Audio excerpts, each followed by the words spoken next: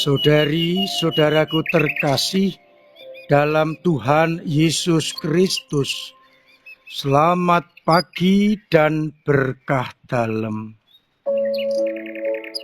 Kita bertemu kembali dalam renungan harian Senin 17 Februari 2025. Seperti biasa, kita mendasarkan permenungan pada bacaan Ekaristi hari ini. Bacaan yang pertama dari kitab Kejadian bab 4 berbicara soal bagaimana kisah Kain dan Habel. Mereka berdua mempersembahkan kurban kepada Allah.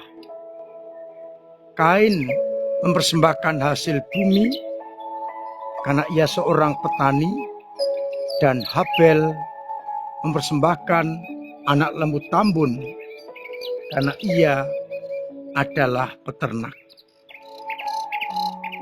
Allah berkenan menerima persembahan Habel, dan ini membuat sakit hati Kain, iri hati, dan berakhir pada pembunuhan.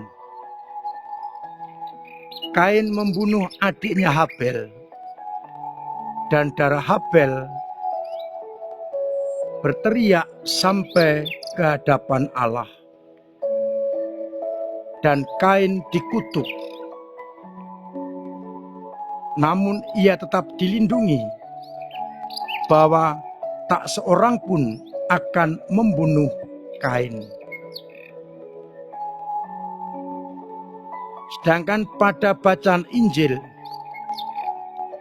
kita akan mendengarkan bagaimana orang-orang Farisi, ahli Taurat, mencoba Yesus dan meminta suatu tanda dari surga.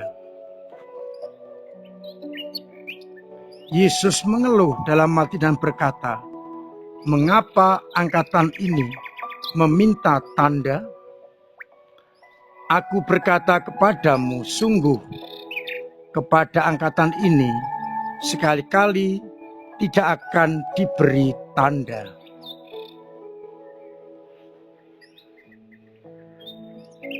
Saudari-saudaraku terkasih dalam Kristus, sabda Tuhan hari ini mengajak kita untuk waspada akan bujukan gerakan si jahat.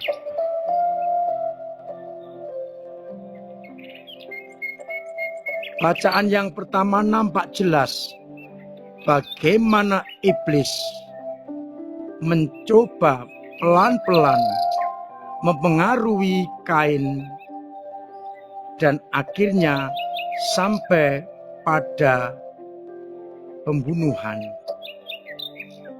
Mula-mula hanya sikap iri hati, lalu hati menjadi panas, dendam, dan akhirnya sampai kepada pembunuhan. Dosa pelan-pelan masuk ke dalam diri manusia, dan manusia tidak menyadarinya, hanyut, dan akhirnya berbuat dosa. Yang menarik adalah sabda Allah kepada Kain. Mengapa Kain sampai membunuh Habel? Ditegaskan bahwa kejahatan akan menguasai dan dosa akan mengikuti. Jika engkau berbuat baik, maka wajahmu akan berseri-seri. Jika engkau berbuat tidak baik, dosa sudah mengintip di depan pintu. Pelan-pelan orang digiring kepada dosa. Maka kita harus waspada, berjaga-jaga dan mengerti bagaimana dosa mencoba mempengaruhi kita. Mengapa persembahan Kain tidak diterima? Karena Kain mempersembahkan bukan yang terbaik, tetapi apa yang tidak baik dipersembahkan kepada Allah. Sedangkan Habel mempersembahkan yang terbaik, anak lembu tambun dengan lemak-lemaknya. Maka perbuatan baik akan berkenan kepada Allah. Dan perbuatan yang tidak baik akan membuat orang tidak berseri-seri, melainkan sudah diintip oleh dosa. Dan akhirnya dosa menguasai kita. Untuk itu kita diajak pada pagi ini merenungkan bagaimana kita harus waspada atas dosa yang selalu mengintip kita, mempengaruhi kita agar jauh dari Allah. Dan biasanya adalah tindakan-tindakan atau perbuatan-perbuatan yang jauh dari Allah. Keirihatian Kain membuat dosa menguasainya dan akhirnya sampai pada pembunuhan. Maka mari kita bertanya kepada diri kita, apakah kita juga sadar bahwa kita diintip oleh dosa? Dan jangan sampai kita dikuasai olehnya. Dari bacaan Injil, nuansa yang sama. Orang-orang Farisi, ahli Taurat, merasa ketika Yesus hadir, pengikutnya beralih. Mereka kehilangan pengaruh, kehilangan murid, kehilangan kekuasaan. Maka mereka iri kepada Yesus. Dan yang dibuat adalah mencobai dengan meminta suatu tanda. Tetapi tidak pernah akan diberikan tanda. Karena Yesus dengan karya-karyanya jelas-jelas merupakan tanda Dia datang dari Allah. Pekerjaan-pekerjaan dilakukan adalah pekerjaan-pekerjaan Allah.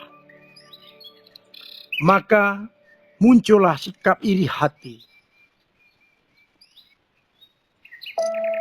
marah, dengki, karena merasa ada pesaingnya. Dan akhirnya nanti pada sampai keputusan untuk mengadili Yesus dan menyalibkannya. Sekali lagi, iri membawa kita dikuasai oleh dosa yang akhirnya berakhir pada pembunuhan, mematikan seseorang. Oleh karena itu, saya mengajak kita semua waspada akan bujukan gerakan dari iblis yang akan membelenggu kita dengan dosa-dosa. Kita jangan sampai tertipu, jangan sampai dikuasai dosa. maka lakukan kebaikan-kebaikan yang bisa mengalahkan kuasa dosa. Semoga dengan demikian kita dimampukan untuk selalu setia. Tuhan memberkati kita sekalian. Amin. Marilah berdoa. Bapa yang penuh kasih, kami bersyukur atas sabdamu yang mengajak kami untuk waspada, berjaga-jaga terhadap kuasa dosa. Semoga kami mampu untuk berbuat baik dan menguasai hidup kami lepas dari kedosaan, sehingga kami pantas menjadi anak-anak-Mu. Kuatkan iman kami yang kadang lemah, kadang jatuh, kadang mandek, bahkan kadang hilang. Semoga dengan bantuan rahmat-Mu, kami semakin Kau mampukan untuk hidup sesuai dengan kehendak-Mu. Jauhkan dosa-dosa dari kami, dan bantu kami untuk terus berbuat baik. Semoga umat-Mu yang sakit Engkau sembuhkan, yang punya beban berat Engkau ringankan, yang punya persoalan Engkau bantu untuk mengurai, dan yang kesulitan ekonomi Engkau lancarkan usahanya, agar akhirnya mereka merasakan cinta kasih-Mu. Untuk itu, bimbing dan sertai kami dengan berkat-Mu sendiri, Bapa dan Putra dan Roh Kudus. Amin.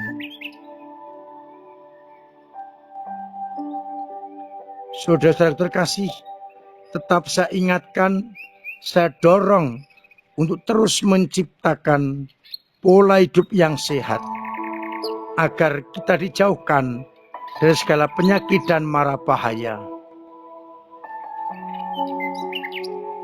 Terima kasih untuk semua peran serta panjenengan di dalam ambil bagian karya gereja lewat doa-doa, pemberian diri, tenaga, karya, dan juga waktu, serta pemberian dana yang membantu gereja untuk pewartaan kerajaan Allah. Semoga peran serta panjenengan sungguh menjadikan kerajaan Allah semakin terwujud di tengah-tengah masyarakat. Saya masih berharap panjenengan terus ambil bagian dalam kegiatan lingkungan, wilayah, paroki, rayon, kefikipan, dan keuskupan. Kita sumbangkan talenta kita kepada gereja. Semoga dengan demikian gereja semakin hidup, kokoh, dan kuat.